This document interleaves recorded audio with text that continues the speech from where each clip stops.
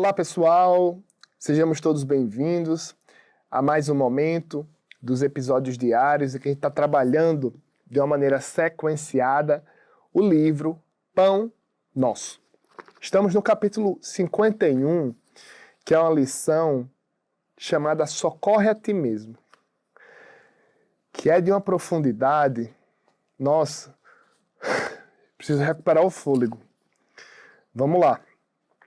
Emmanuel traz uma passagem do Evangelho de Mateus, lá do capítulo 9, versículo 35, que diz o seguinte: pregando o Evangelho do Reino e curando todas as enfermidades. Nesse texto de hoje, Emmanuel traz uma reflexão como se fosse um paralelo do cuidado que a gente tem que ter com o nosso corpo e também o cuidado que nós precisamos ter com o nosso espírito. Porque o corpo é um instrumento de trabalho do espírito. O corpo é uma premissa da evolução do espírito. Devemos ter um parâmetro de equidade em relação a esses dois cuidados. Não nos esqueçamos de um e não nos esqueçamos de outro. Até porque todos nós somos seres integrais, seres transversais e seres psicossomáticos. E Emmanuel, quando vem comentar essa mensagem, ele traz as seguintes observações. Olha como ele sempre faz uma parametrização entre o cuidado do corpo e do espírito. Presta bem atenção. Cura a catarata e a conjuntivite, mas corrige a visão espiritual dos teus olhos. Defende-te contra a surdez, entretanto, retifica o teu modo de registrar as vozes e as solicitações variadas que te procuram. Medica a arritmia e a dispneia, contudo, não entregues o coração à impulsividade arrasadora. Combate a neurastenia e o esgotamento. No entanto, cuida de reajustar as emoções e tendências.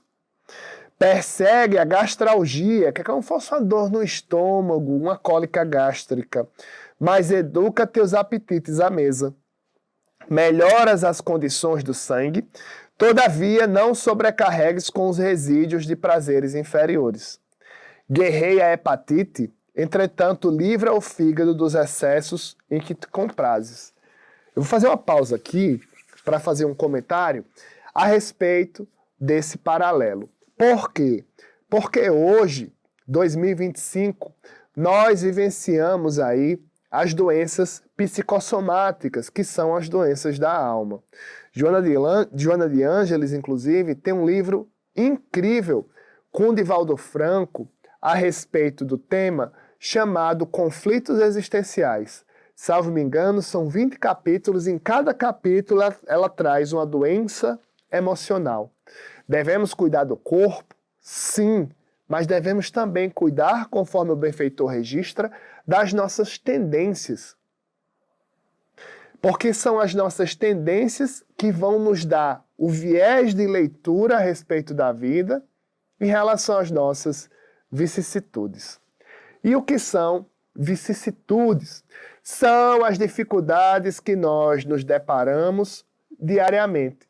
Pode ser um problema passageiro em uma relação afetiva, pode ser um problema passageiro em relação ao luto, pode ser um problema passageiro no trabalho, pode ser um problema passageiro sem trabalho, pode ser um problema passageiro dentro do movimento espírita, independente do que seja. Vocês conseguiram perceber um ponto de interseção nesses problemas que eu acabei de falar, a título exemplificativo? Exatamente. São problemas passageiros. Porque a matéria, ela vai se decompondo ao longo do tempo. Esse corpício que nós temos, um dia vai sucumbir e o espírito vai continuar em um estado de progresso chamado erraticidade. Ele fica lá se preparando, se modelando para vestir outra roupa, que é. E nesses processos reencarnatórios, nesses processos de aprendizado no mundo espiritual, nós vamos nos fortalecendo. E hoje, época em que nós vivenciamos o conhecimento, a amplitude que nós temos hoje, como por exemplo essa rede que nos conecta, nós temos o desafio de conciliar o conhecimento científico com a evolução espiritual. A respeito disso, se você ainda não leu, tem um texto incrível em O Evangelho segundo o Espiritismo, lá no capítulo 1, item 8. É um texto de Allan Kardec. Aliança entre a ciência e a religião. Se você já leu, leia de novo, porque aquele texto é um texto atemporal. De que vale, por exemplo, eu, com um processo eventual que eu tenho de ansiedade, tomar um ansiolítico para controlar esse momento do corpo que é passageiro, se eu não fortalecer o meu processo de fé. Jesus já nos adverte no Evangelho de Mateus a linda passagem das árvores do céu. Que depois que eu li aquela passagem do Evangelho, toda vez que eu vejo um passarinho, eu paro assim, fico olhando, pensando e admirando. O Cristo fala mais ou menos assim: observai as árvores, ó, observai as aves do céu. Nem plantam, nem colhem, mas nem por isso, Deus as deixa sem comer. Essa mesma passagem, por exemplo, é a do lírios dos campos, do templo de Salomão. Jesus vai falar nos processos retificadores que é o tempo e sempre na intercessão divina. E lá no finalzinho ele registra uma frase incrível que eu utilizo nos meus processos asfixiantes. A cada dia basta o seu mal. Vejo um passarinho e lembro disso. E a maioria dos pássaros, eles andam em dupla. Como se estivesse nos mostrando que a obra de Deus não é algo de solidão.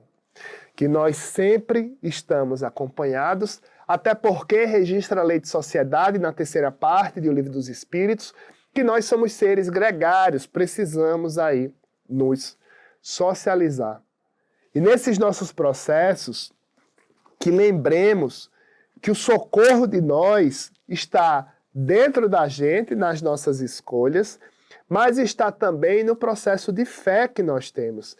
Tentarmos, não que vá conseguirmos, observarmos a vida em uma perspectiva bem mais ampla. Inclusive, é bom trazer isso das aves do céu. Certa vez, em uma reunião mediúnica, aqui na Comunhão Espírita de Brasília, tinha um canto de uns pássaros lindo. Porque a reunião mediúnica que eu participo é 7h30 da manhã. Era como se fosse uma alvorada de passarinho cantando.